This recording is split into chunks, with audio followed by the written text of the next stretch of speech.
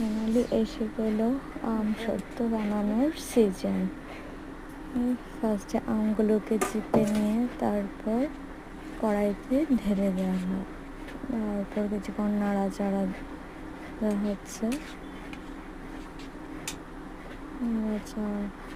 আম তারপর যখন বুদবুদগুলো উঠতে লাগলো তখন একটু টেস্টের জন্য চিনি অ্যাড করতে পারেন কেউ কেউ, বা গুঁড়ো দিতে পারেন। আমি তো চিনি প্রেফার করেছি, জাস্ট এটা একটু টেস্টের জন্য ইউজ করেছি।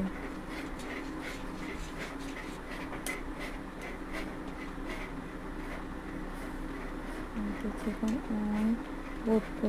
ওঠার পর এটা যখন একটু গাঢ় হয়ে আসবে তখন এটাকে নামিয়ে নিতে পারেন।